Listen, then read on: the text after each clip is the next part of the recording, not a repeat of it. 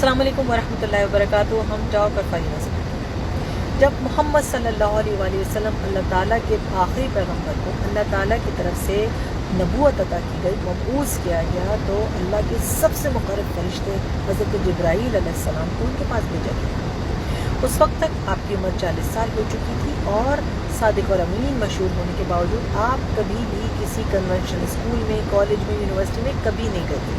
उम्मी कहलाते थे, यानी कि बग़ैर पढ़े, जो पढ़ना लिखना नहीं जानते थे। ना उनको पढ़ना आता था, ना उनको लिखना आता था। और अल्लाह ताला ने अपने इस मुक़र्रब तरीन फरिश्ते को वही के साथ जब भेजा अपने इस उम्मी नबी के पास, जो अल्लाह ताला के आखिरी नबी होने जा रहे थे, अल्लाह ताला के इतने बड़े बाबरकत दीन की तकमील करने जा रहे थे अल्लाह के हुक्म से, उनको अल्लाह ने उम्मी कराने के बाद जब फरिश्ते को भेजा तो पहला लफ्ज़ क्या था?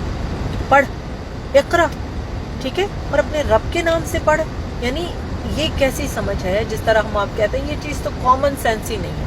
अल्लाह ताला के विज़डम को हमारी इतनी धीमी सी अकल थोड़ी समझ सकती है। बगैर पढ़े नबी को फरिश्ते को भेज के बताया जा रहा है कि पढ़ अल्लाह के नाम से।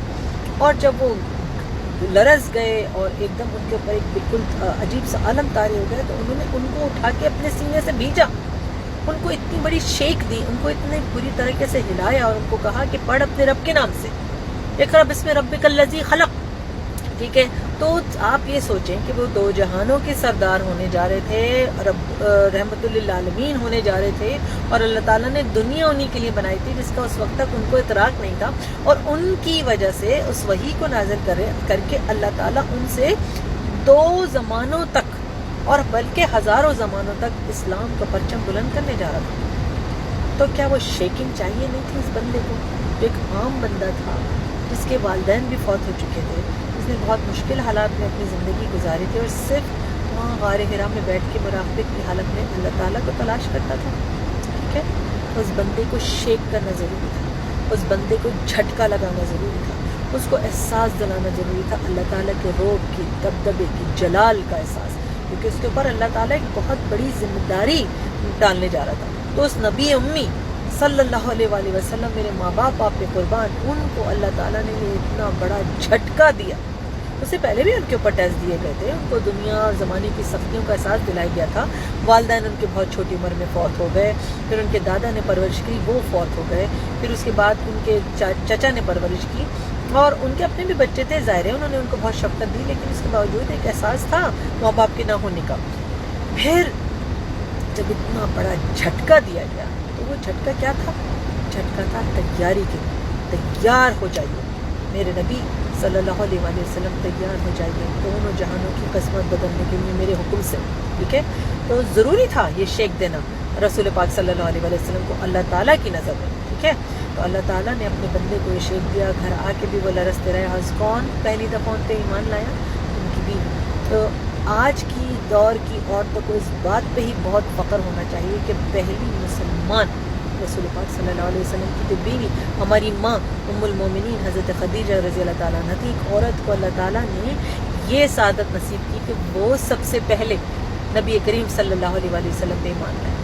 तो झटका उन्हें मिला, फिर उनकी बीवी को मिला। तो ये दुनिया बदलने के लिए अल्लाह ने उनको झटका दिया था, और उसके बाद मसाइब की भरमार हो गई। Divine knowledge, divine wisdom, divine support Allah Taala ने दी, और बार बार रसूल पाक सल्लल्लाहु अलैहि वसल्लम को भी और उनके साथियों को भी सब्र की तरकीब की जाती है। तो आज के दौर में अगर हम इस चीज़ को, इस हालात को कंपेयर करने जाएं कि जो टेस्ट आते हैं अल्लाह की तरफ से, जो झटके आते हैं अल्लाह ताला की तरफ से, वो हमको प्योरीफाई करने के लिए होते हैं, वो हमको पाक साफ करने के लिए होते हैं, वो हमारी हिम्मतें बढ़ाने के लिए होते हैं। और ये जो शेकिंग मिलती है अल्लाह की तरफ से, तो वो इसलिए मिलती है कि हम बेहतर अल्लाह ताला के बंदे बन सकें, बेहतर अल्लाह के ग़ुलाम बन सकें। और उसकी मिसाल हमें रसूल पाक सल्लल्लाहु अलैहि वसल्लम की ज़िंदगी से दे दी गई। जितना बड़ा काम किसी के ज़िम्मे देता है रब्बुल इज़्ज़त, उतना ही बड़ा झटका भी उसको मिलता है, उतनी बड़ी उसकी आजमाइश भी होती है।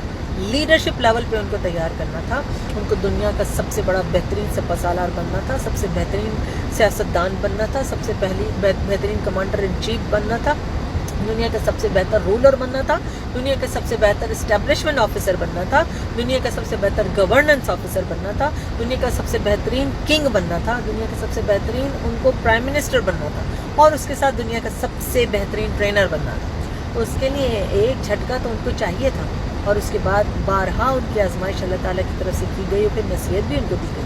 تو یاد رکھیے میرے بہنوں اور بھائیوں کی جو جھٹکے، یہ جو ٹیسٹ، یہ جو مصائب ہمارے پر آتے ہیں ہمیشہ رہتے نہیں ہیں. اور اگر ہم اللہ تعالیٰ سے لو لگا کے رکھیں، ان کے دوران اللہ سے شکوہ نہیں کریں، صبر کو اپنائیں، تو اللہ تعالیٰ ہمارے اوپر سے یہ آزمائشیں ہٹا دیتا ہے. اور اگر اللہ یہ چاہے کہ آزمائشیں آپ کے سے اوپر سے ہٹے نہیں اور اس کا صلہ آپ کو قیامت ملے تو اس آزمائشوں کو آپ کے لیے آسان کر دیتا ہے.